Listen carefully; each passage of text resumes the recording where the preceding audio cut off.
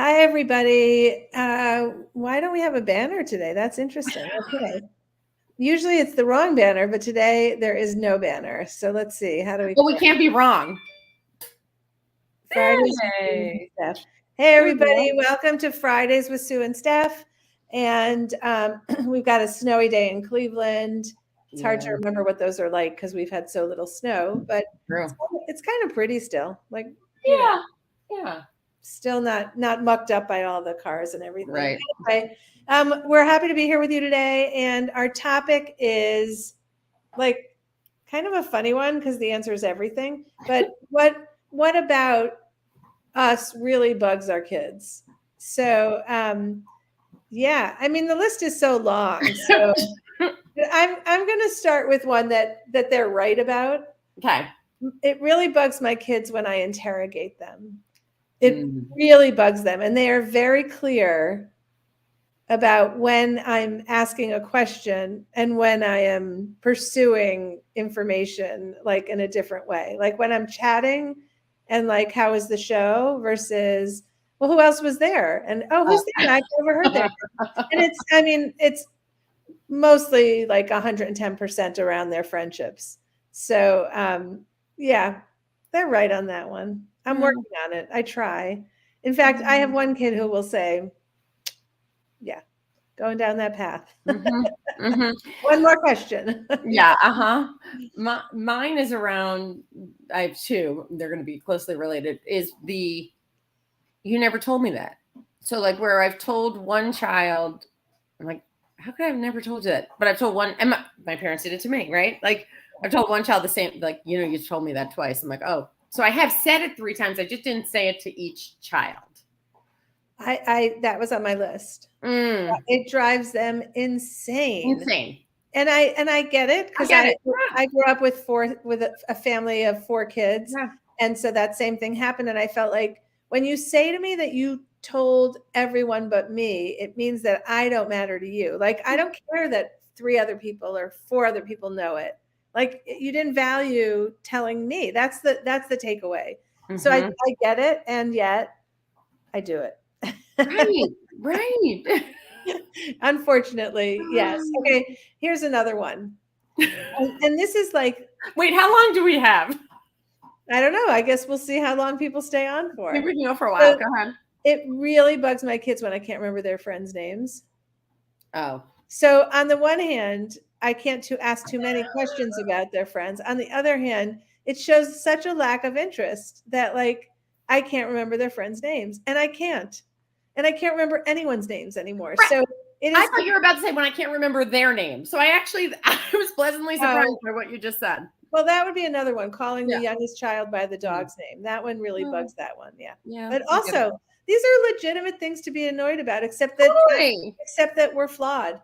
It's just the way it goes. So yeah. And my head's gonna explode. I mean, like, that's the other piece. Well, I mean, the argument is that when it is a friend who is of the opposite gender, if they are interested in the opposite gender, boy, do I remember that name. Okay. That's funny. Yeah. That was a good clarification. Yeah. Okay, So that's the thing. When it really, really matters to me, the memory is kind of second nature. Like, yes. Yes. Okay. I met this woman once, and she was so not interested in meeting me. Like she was so clearly not interested in meeting me. Okay.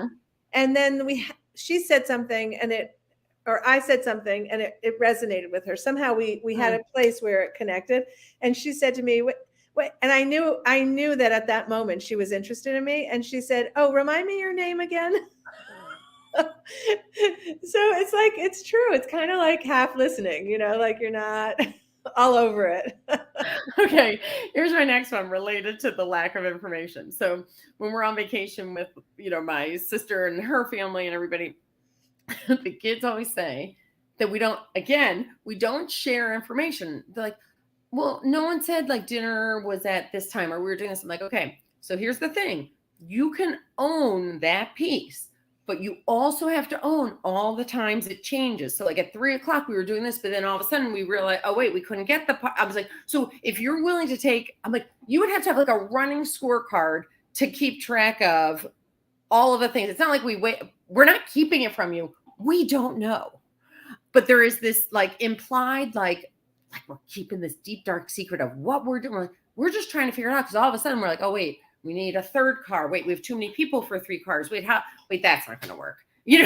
So then you're back to, but there is this like, right. Yeah. I don't know. Yeah. Well, ask mom because she doesn't, we're in the dark. I'm like, you're not in the dark. Do you want to be in the minutia? If you want to be in the minutia, you can have the minutia.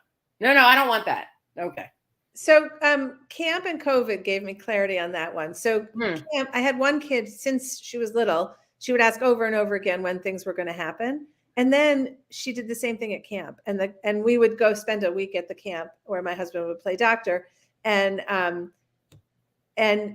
the counselor said to me, it's so interesting. Your kid needs to know when everything's going to happen. And I was like, oh, I missed that. I missed that it wasn't just annoying, that it was like a literally a need to know in order to plan the day in her head. And COVID gave me such clarity as my kids got older that they lived with autonomy over their own day. And now in a group, they had to kind of shift, and they wanted a schedule so that they knew, like, well, when am I going to get the time where I wanted to read my book? I wanted to get together with a friend. So I did find myself being more sensitive and less irritated to this notion that they're adults now. And even when they were in high school, it's a feeling of control over your own life. And man, I like that. Like, I'm not showing up anywhere not knowing what's going on. So yeah. I was guilty of that for so many years, and COVID cured me of it. I don't know if they'd say 100%, but certainly an awareness, because they run their own lives, know. So. And that's what we'll do. I'll put a group text up in the morning. I'll say, hey, for planning purposes, we're leaving around like 5:30ish, and whatever, if you need to be showered or whatever, but just, that's kind of the target time. Yeah. I would say Google Docs has become my friend. Like, when the kids are coming home, I start a doc about food. Like, if you need to have something, like, what is it? What do you really need? Okay, yay, Franziska. Franziska's here to share. It really bugs my kids when I use teen slang, which I only do to get a funny reaction. It also bugs them when I find a Dr. Quinn medicine woman reference. I don't even know what that means. So, Franziska, I'd tell you to come on, but I don't know how to do it from this platform. I think we can't just dump you in. But write down what Dr. Quinn, is that like your favorite TV show and you talk about it all the time? I don't know what it is either. Yeah, sorry. But maybe we'll watch that show if it's so excellent. We're watching. Okay, just to digress, I know it was a TV show, but apparently you're obsessed with that show, or you love it. So Dan and I started watching, I think it's an old show. And I don't think we'll make it through the whole series, but did you watch it's a medical show, and New Amsterdam. That's what it's called. Never even heard of it. Yeah, it's so good. Okay, I know it's 20 years old. All right. No, her show. I know. Oh.